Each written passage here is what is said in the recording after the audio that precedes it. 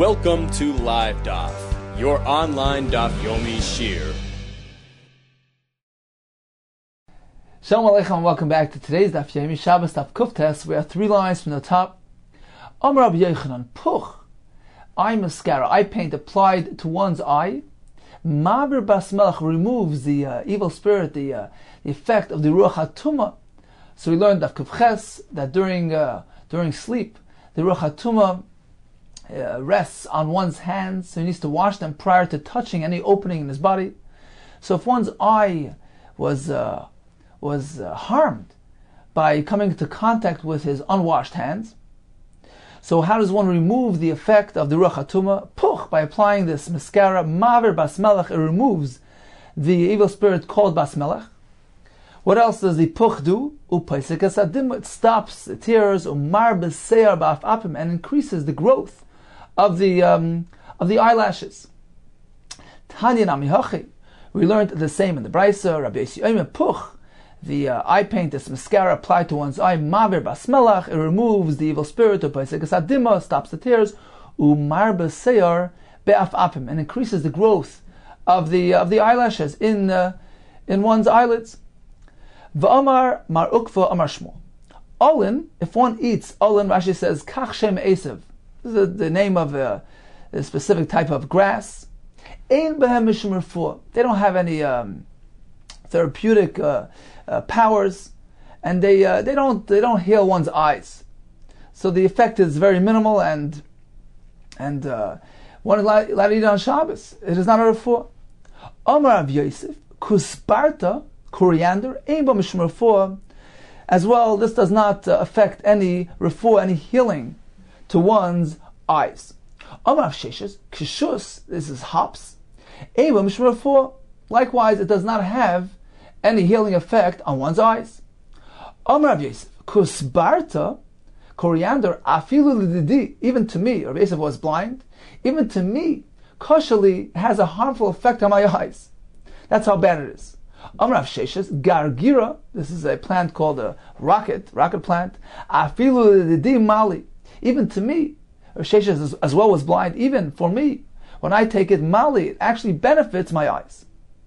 Vavamar ukva mashmo, kol minei kishus, all types of hops, sure, one is allowed to ingest it on Shabbos because it is something which is eaten even by healthy people.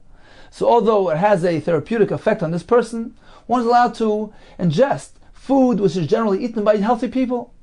As we learned, the rule of thumb when it comes to the Isser or Refuah, it only applies to something which is muchach, which is it's an obvious act of Refuah, but something which is eaten by healthy people as well, it's not visible, it's not obvious that he's doing it for Refuah. So even a person who's taking it for the sake of Refuah, it's mutar on Shabbos. So that's what the Gemara is saying. Kol minei kishus, all types of hops, sharu, are allowed to be taken on Shabbos because it is something which healthy people will eat as well. Levar, except for this type of hops, levar metruza, some type of hops, which is something which is primarily taken by unhealthy people, and therefore it is muchach in this case that he's doing it for a refuah, and therefore it's us. Amar Rav Chizda, shrika tavya shari. One is allowed to baste roasted meat, to smear with eggs, with oil. It's not considered to be tikkun, fixing the food. Piafui bei asa. However, to scramble eggs, that's asa, because it appears as though he's preparing it for cooking. Continues the Gemara. Dvisu Ziri, the wife of Ziri, of the Leilachia Barashi, she prepared this type of food. She basted the roasted meat for Chia Barashi, who was the Talmud, the student of Ziri. So she prepared for her husband's Talmud, and he didn't want to eat it. Harmerle, so she told him, L'rabach avdilei, for your teacher, for your Rebbe, meaning Ziri, who was her husband, I prepared this for him. And he ate it. And you don't eat it?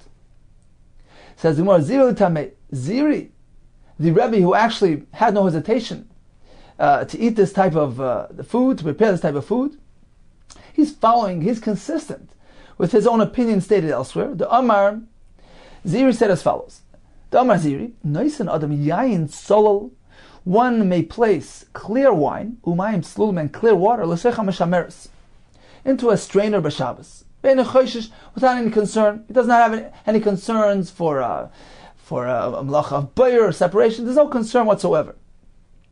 Alma, apparently, why does the Mishnah say he does not have to have any concerns? Alma, apparently, kivan the mishtati hachi, kivan the mishtati hachi, since they are drunk as is, without straining.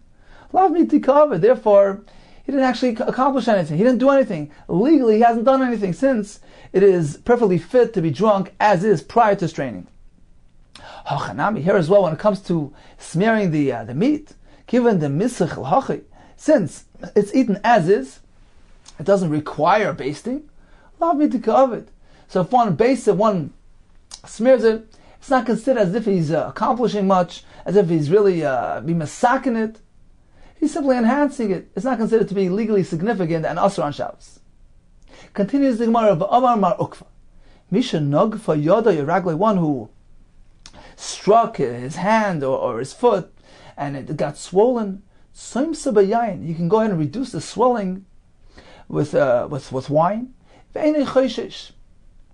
So he has no concern of refuah because the effect is minimal. It's not considered to be a refuah.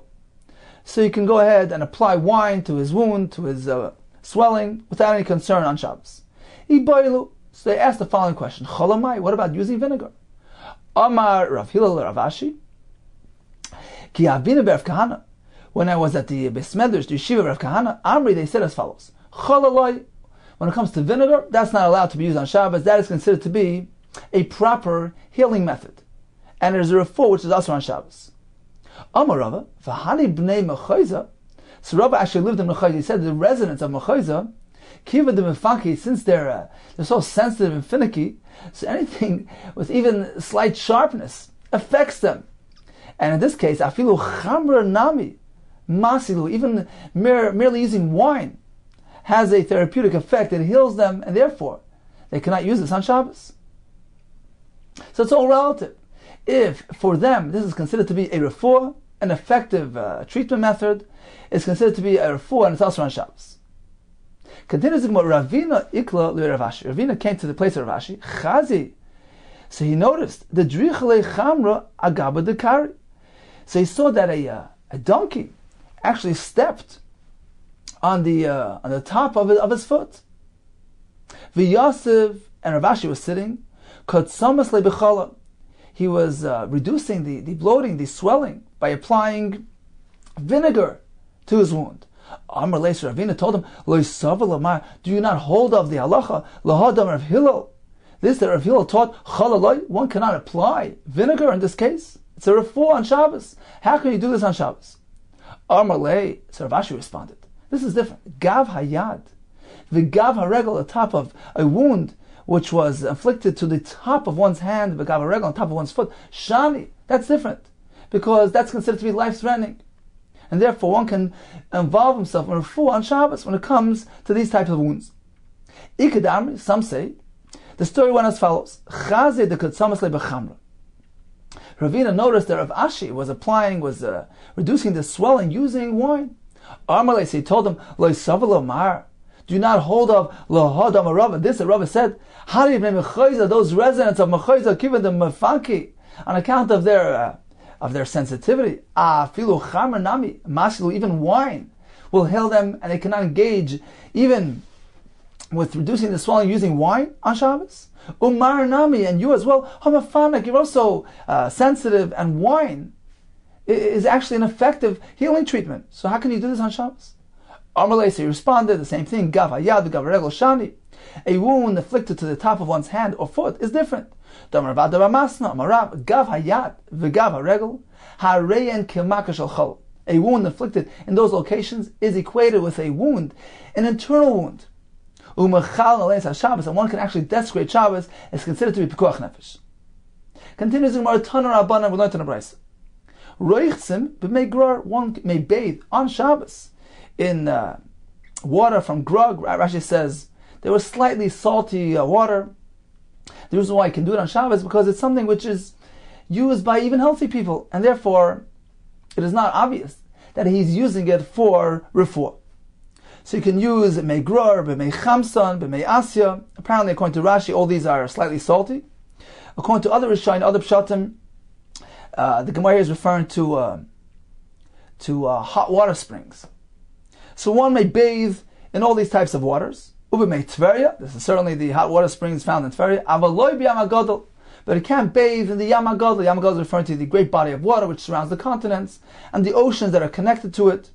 So one may not bathe in the Yam HaGadol because it's obvious that he's doing it for remedial purposes, for medicine, for refuah. V'loi b'mei Mishra, nor may bathe in this foul-smelling water which is used for soaking of flax. Once again, it's obvious, it's muchach, that he's doing for refuah.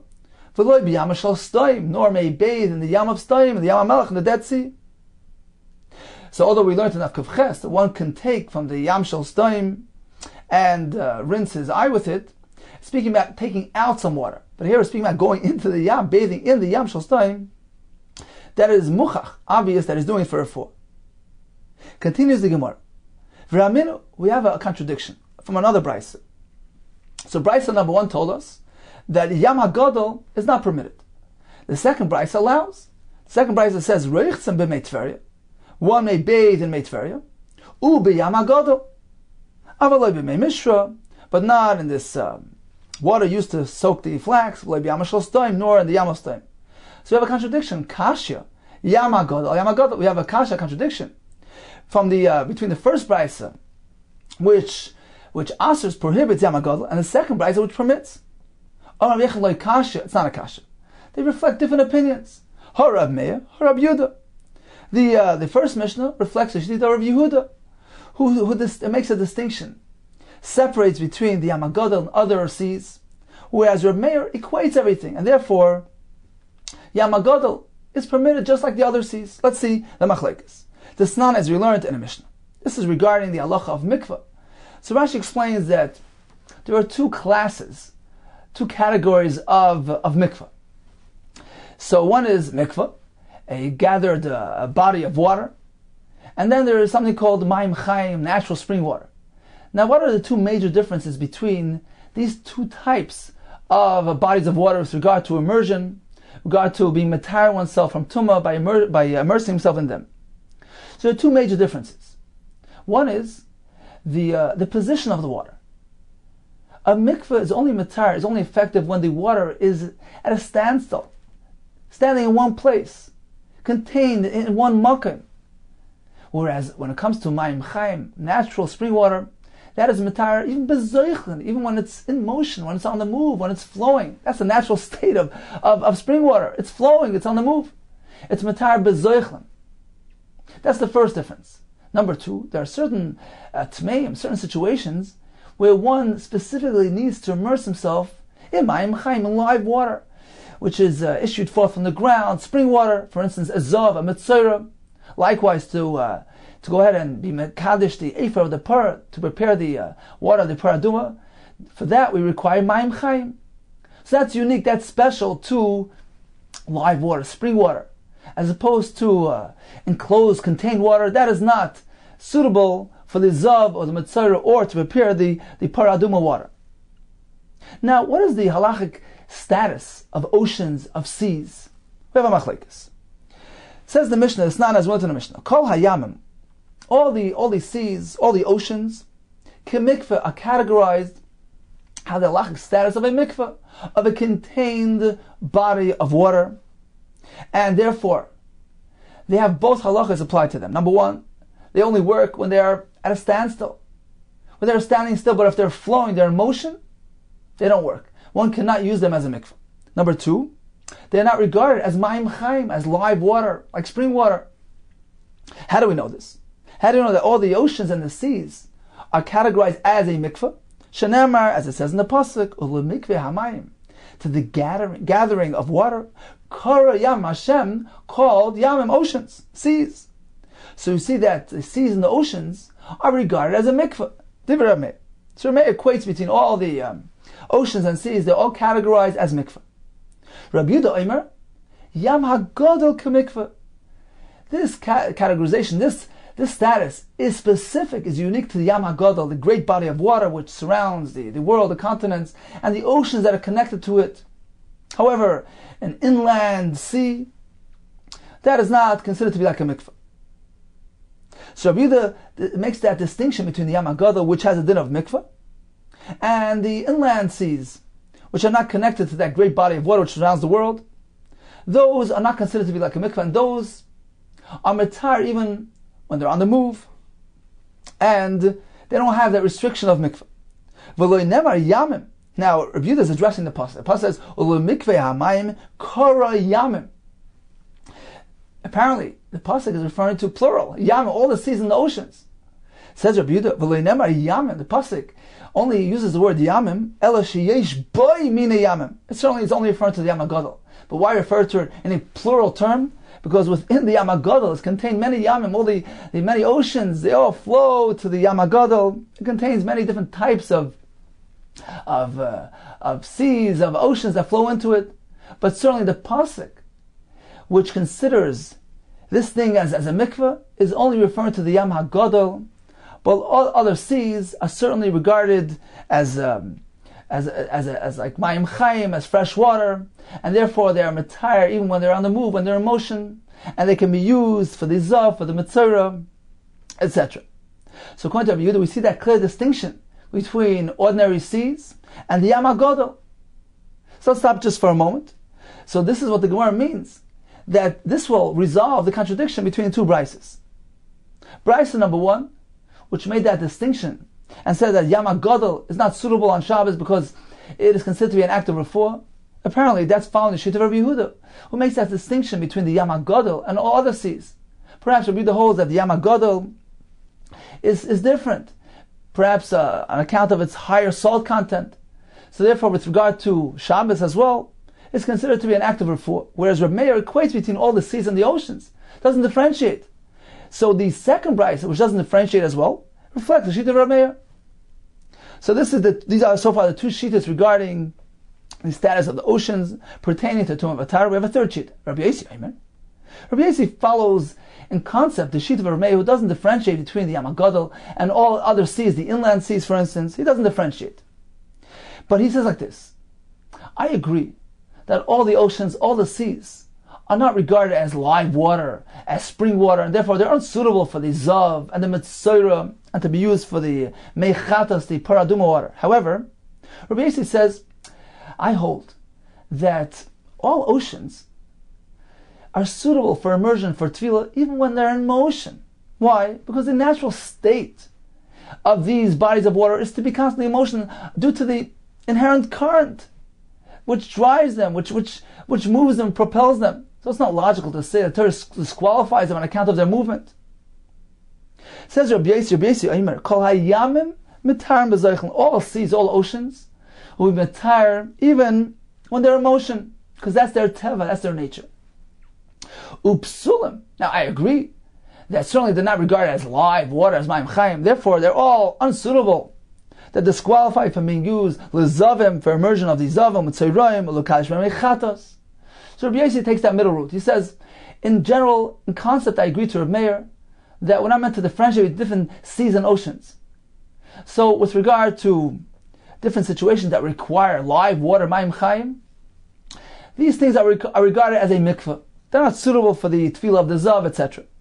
However, he maintains that they are still effective. They're still suitable for tefillah even when they're in motion, because that's their natural state.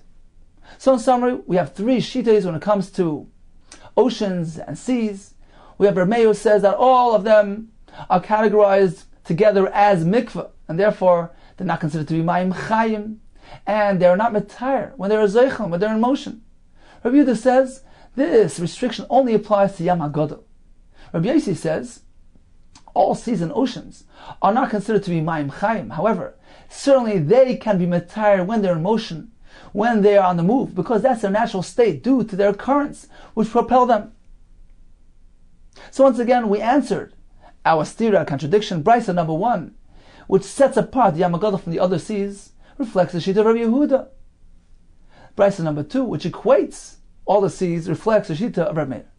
Continues the Gemara, Mask of Rabbi Nachman bar Yitzchak. He challenged this resolution. He says, Eimor de pligi l'nitumah v'tahara. You can only say that the machlekes is perhaps with regard to Tumah V'Tahara, specifically when it comes to immersion, when it comes to Tefillah, because of the Psukim. It has nothing to do with the salt content of the bodies of water. This machlekes discussed here regarding Tefillah is simply based on the Psukim. It has no relevance to Shabbos, to refer Linin Shabbos, Mishamas Lu. When it comes to Shabbos, did you ever hear that we have the same machlekes? There's no relevance. You can't compare one to the other. So this is not a good answer on the contradiction between the brises. Ella Amar of Nachman bar Yitzchak. So he said as follows. Let's answer the steer as follows. Like kasha, it's not a kasha. Hadi ishtoi, hadi lo ishtoi. Brisa number 1, which says that one may not bathe himself in the Yam HaGadol, is speaking about a case where he enters the Yam HaGadol and he lingers, he tarries, he stays there for a while, in which he makes it obvious. Why is he going in there? For a refuah. Therefore it's asa. Brisa number 2, which allows immersion in the Yam HaGadol, is speaking of the lo ishtoi. He hadn't lingered around, he went in and out quickly. Therefore, it simply looks like he's just taking a dip. He's not using it for a full, and it's mutar on Shabbos. Says the Mayo Kimta Lebas Raisa. Okay, so how did you interpret? How did you establish Brisa number 2, which allows? The lo yishtoi, we're speaking about that he didn't linger there. If so, either lo yishtoi, if that's the case, I feel mishra nami. Even if he would do that in a mishra, the water used to soak the flax, the foul-smelling water, if he simply goes in and out for a quick dip, it's mutar. Now, Brisa number 2 tells us that in the Mei Mishra or in the Yam Shel Sdoim, one cannot enter. If it's speaking about a quick in and out, why not? Ta'asanya. Because haven't we learned? Roichatzin b'mei Tveria, one may go ahead and rinse himself in Mei Tveria, u'b'mei Mishra, and in water used to soak the flax, u'b'Yam Shel Sdoim, and in the Yam of Sdoim, v'afal b'sheish lechatatan b'roish, even though he has wounds in his head. Why is he no concerned therefore? What are we speaking about? He hadn't lingered there. He went quickly in and out. So it's mutter in any case, in any body of water. It doesn't look like a refuah. But if he lingers, then it's aser. So if a person just goes in and out, there's no concern whatsoever. So how could you say the Brisa number 2 is speaking about in and out? Then why is there any restrictions whatsoever? Why can't he do it in the Mei Mishra? So apparently, both Brises are speaking about a case where a person lingers, he tarries, he's sitting there for a while. Therefore, we're back to the kasha. We have a contradiction between Brisa number 1, which says Yam HaGadol is aser, and Brisa number 2, which tells us bathing Yam HaGadol is mutter. Says in Ella rather like this: Yam HaGadol, Yam HaGadol kasha. There's no kasha between the Brises, which have opposing presentations of Yam HaGadol. It's not difficult.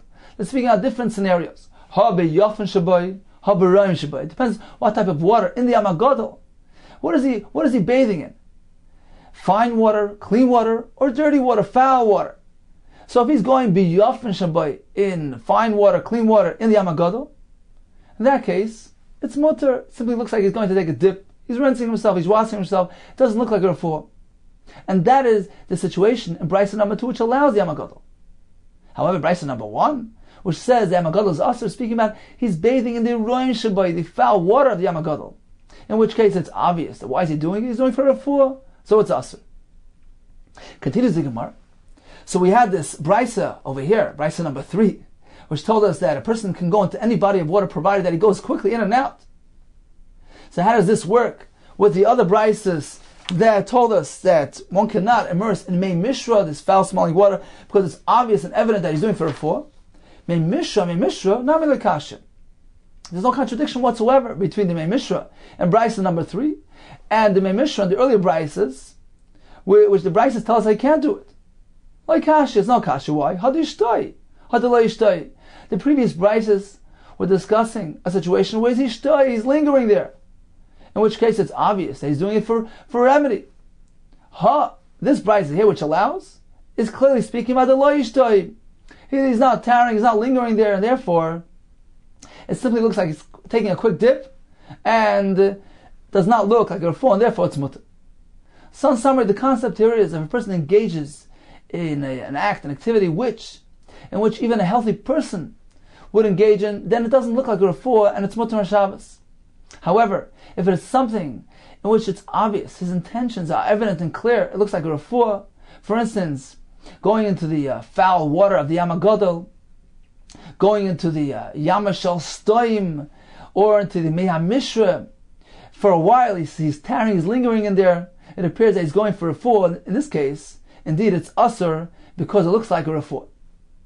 Continues the Mishnah. So we're going to have a whole discussion in the Gemara regarding various remedies applied to various ailments. And it's interesting that the Mepharshim speak out that we learn it, but we don't actually attempt to apply these remedies for various reasons. Firstly, it's a bit difficult to know the whether we can accurately identify the various herbs and grasses described by the Chacham, certainly the specifics of their preparation. Also, Taisus in Moed Katan says that Nishtanu Ativim, the nature has actually changed, people's nature has changed, and things that were effective, medicines that were effective in the time of Chachamim, are not necessarily effective nowadays. So we learn it, but not necessarily are these things effective for us, and one certainly should not attempt these remedies and these medicines. Okay, let's go with the Mishnah. Ein oichlan zoivim b'Shabbos. So the concept is going to be that the Issa or Refuah is only provided that two conditions are met. Chachamim restricted their ban on taking medicines only. Number one, if the person's unwell. Number two, he's taking something which by nature is primarily taken as a medicine. But if both these conditions are not met, for instance, if a person, even if he's unwell, but he's ingesting something which even healthy people would eat, it doesn't have that remedy status to it. Alternatively, if a healthy person consumes something which is considered a medicine, but he's taking it for its nutritional value, and it's mutter. So only if the person is unwell and the item which he's ingesting is considered to be a medicine, only in that case is it asur on account of the Isser of Shabbos. So that's going to be the concept, the formula, the basis for the Mishnah and the upcoming Gemara. Now there are various plants and grasses and items that are described here, and some things were researched and translated properly. Some things are left unknown. Okay, we could just try to learn it to the best of our ability and describe to the best of what we know today. Some things are left unknown, so we learn it and we'll try our best. Let's say the Mishnah. Ein oichlen zoivim b'Shabbos. One may not eat this herb called zoivion, which is translated as lavender. One cannot eat this on Shabbos. Why? It's not food which is eaten by healthy people. It's obvious that he's eating it for a refuah. But this fellow, even if he's unwell, he can eat this plant called yoyezer. The Gemara will describe. And he can drink this beverage called abavroya. The Gemara will describe what this is. Why? Rashi explains because many people eat this even when they're healthy. So it's not necessarily categorized as a medicine. Therefore, even an unwell person could eat this on Shabbos. Continues the Mishnah. All types of food a person may eat, even if he's eating it so that it heals him. All types of beverages a person could drink, except mimei de kolim, palm water. The Gemara will describe this. Because ikrin, and this drink which is made with they crush into this beverage roots. Rashi says ikra yiraka, some roots and spices. So one cannot drink these things. Why? Because these things are meant for one that has a condition of jaundice. So it's obviously used for refuah, and it's also on Shabbos. Aval shoisu made the kolim litzmoy. But if he's a healthy person and he's simply drinking the made the kolim to quench his thirst, then he's allowed to because he's a healthy person. V'soch shemen ikrin. Alternatively, he can smear on himself, anoint himself with shemen ikrin. This is oil which was enhanced with root extracts and spice extracts. So a person can anoint himself with this type of oil if his intention is not for healing purposes. So once again, the concept is either if the item is not something which is categorized as a medicine, or the person is healthy and he's simply taking it for its nutritional value, or in the case of the shemen, simply to anoint himself, not for purpose, it's mutter. Amar Rav Yosef. So the Mishnah began by describing this thing called ezoivyon. Now we know there's something called ezoiv in the Torah, which is used to sprinkle the ashes, the water of the paraduma. The Gemara will contrast these two things, the ezoivyon and the ezoiv. Amar Rav Yosef. Ezoiv, how exactly do we describe the ezoiv which is mentioned in the pasuk in the Torah?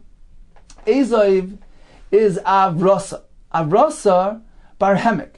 It's a certain type of plant called avrasa barhemek. What is ezoivyon mentioned now, Mishnah?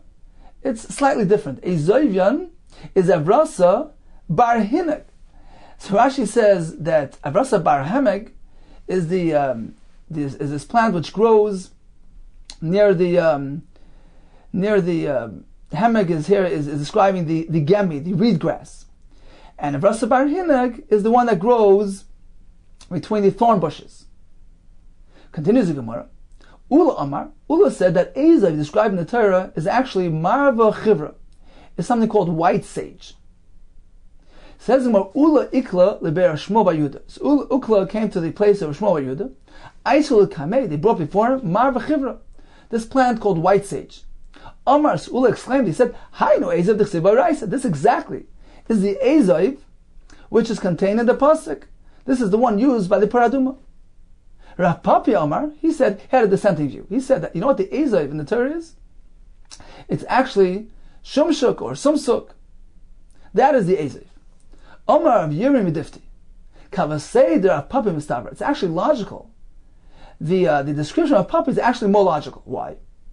This not because we learned now Mishnah. The Mishnah describes the ezoiv, mitzvah's ezoiv. What is the mitzvah of the ezoiv? Shloisha klachen. 3 stalks, ubehen shloisha gevoilim, which in each stalk is present 3 capsules. V'shumsuk hu d'mishtach ha'achi, and this is exactly how one describes sumsuk. Sumsuk is found to have this description, has these 3 capsules in each stalk. So it's apparent that this is the proper description of the eziv. Okay, so we have various opinions regarding the eziv in the Torah. Let's get back to our Mishnah. Mishnah told us one cannot eat this lavender because it's a remedy to refor. Says more lamai achle. For what condition would one eat this? What ailment does this come to heal? Lukukyani. It comes to heal a condition which is kukyani with the intestinal bugs, intestinal worms. B'mai achle. With what is this plant eaten as a remedy? B'sheva tamri uchmasa, together with 7 black dates. Mimai havya. What causes this condition, these intestinal worms? Mekimcha desari. If one eats barley flour, to cholif olei arbon yoimin, which are 40 days old. Continues the Gemara. Aval oichlo she'ezer, but certainly one may go ahead and eat the ezer. Why? Because Rashi says many eat it, even healthy people eat it. What exactly is this? Putnak, some type of plant. Lamai achla, for what condition does one eat it? What ailment does it come to heal? La'arkasa, it comes to heal liver worms. Worms which are found in one's liver. Lamai achla, with what is this eaten? B'sheva tamri chivrasa, together with 7 white dates. Mamai havya, what is this condition, this ailment come from? What causes it? Me'umtsa umaya. If one eats raw meat which was roasted on coals, umaya together with water, alibi reikana, on an empty stomach. Ubisra shmeina alibi reikana, from eating fatty meat on an empty stomach. Ubisra detura alibi reikana, from eating ox meat on an empty stomach. Me'amagoiza alibi reikana, from eating a nut on an empty stomach.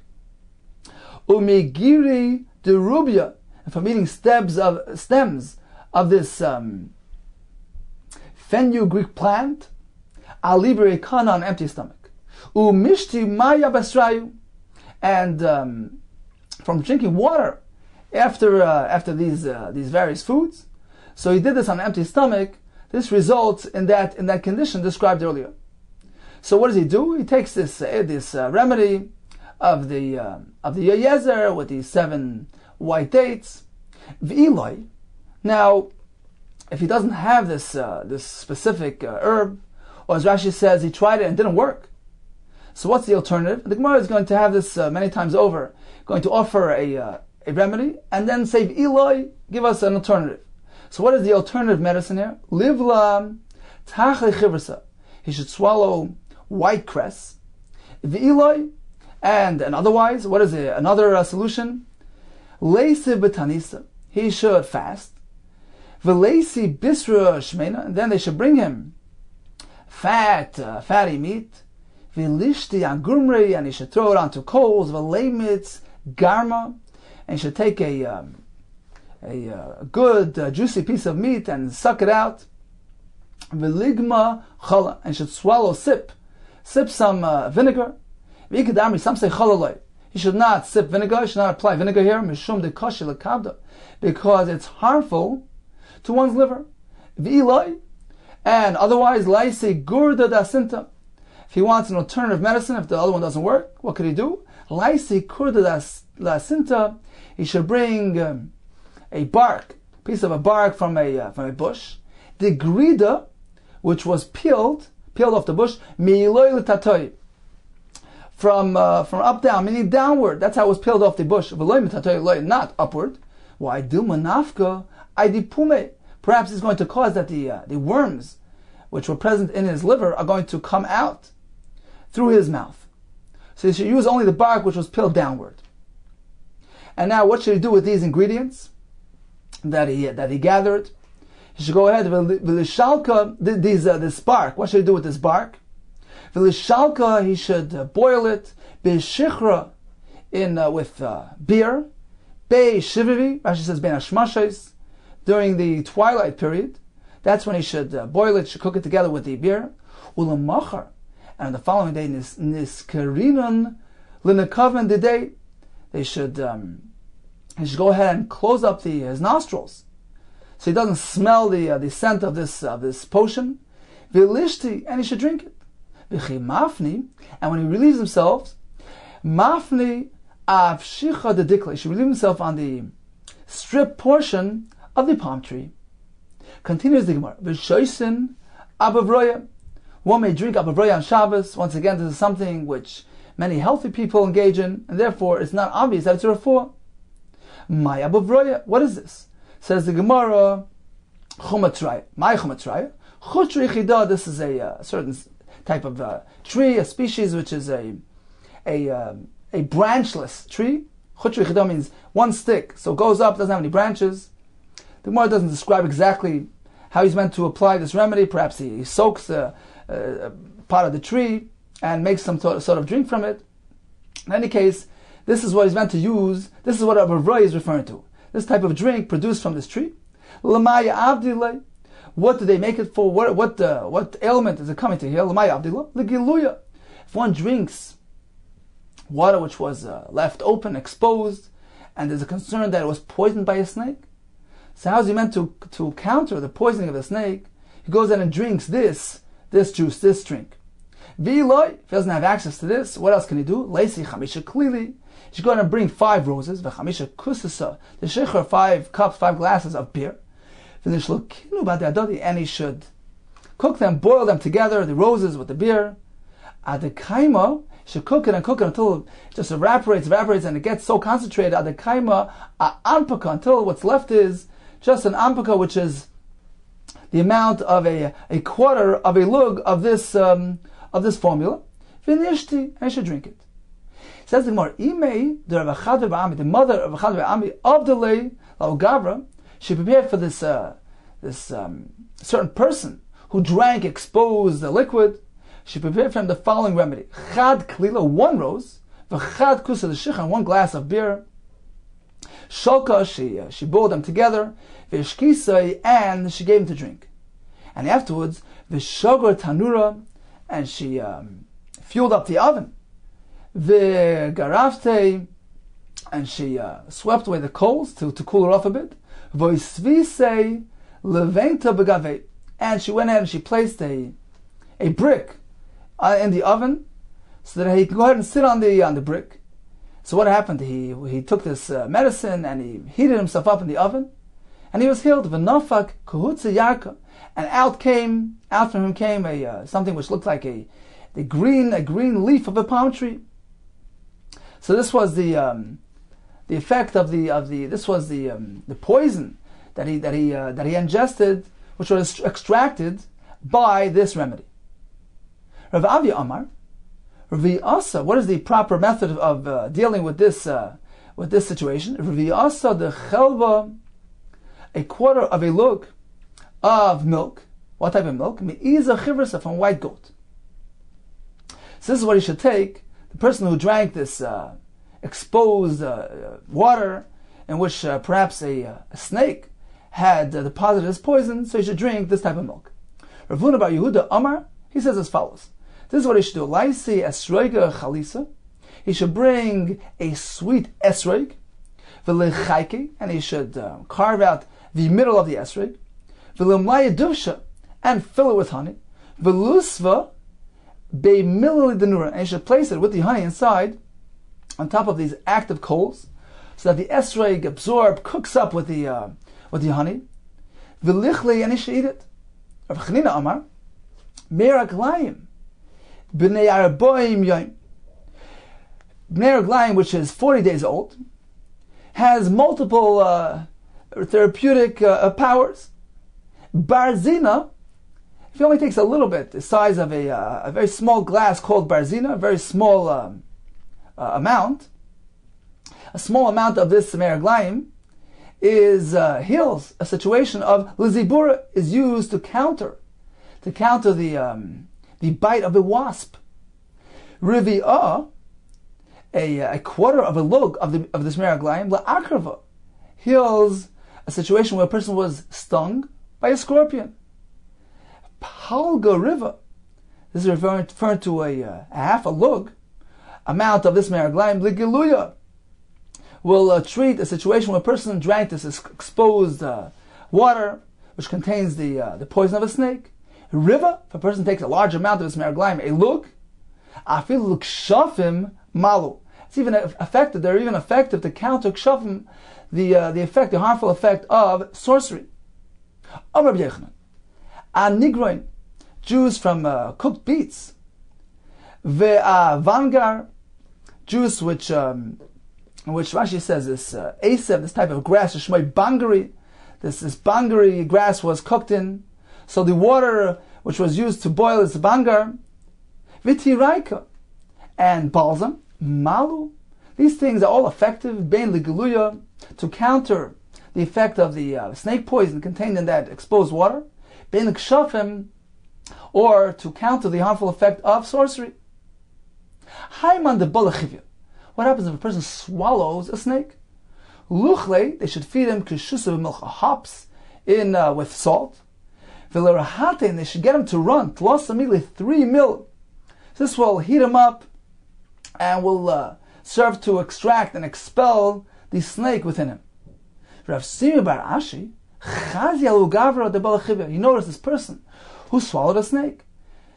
So Rav Simi wanted to help him. He appeared to him like a horseman and imposed on him to do the following.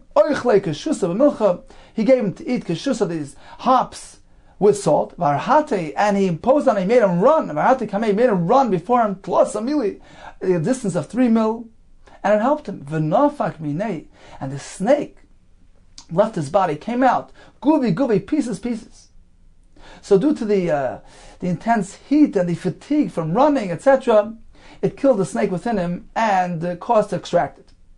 Ikadami, some say, it was Rav Sima bar Ashi himself, that balachivya who swallowed the snake. Also, Yoel, came along, appeared to him like a horseman, so he gave him to eat these hops with salt, and had him run before him at a distance of 3 mil. And the snake came out of him pieces. Continues the Gemara, Haiman de Taki Chivya, a person who was bitten by a snake, what should he do? He should bring the fetus of a white donkey, and he should go ahead and rip it, Veloisve ilaway. You should tear it and place it on the snake bite, and this will remedy the bite. V'hani mili. And this is only the case if the leishtakach treifa, that the mother donkey was not found to be a treifa, to contain some critical life-threatening blemish, because otherwise this remedy will not be effective. So in summary, we learned the concept of refuah on Shabbos. As we know, it is based on the concern that the Chachamim concerned that a person might go ahead and prepare it on Shabbos, grind up the herbs necessary to fashion this potion, this remedy. However, the Chachamim only apply this Isser in a case where it fits certain criteria. Two conditions need to be met. Number one, the person taking it needs to be unwell. Number two, the thing that he is taking, the object that he's ingesting, is something which is classified as a medicine. However, if it's something which is taken by many people, healthy people as well, that's not classified as a refuah and it's mutter. So both conditions need to be met. The person needs to be unwell and the item needs to be considered a medicine. Otherwise, it will be mutter to be taken even on Shabbos.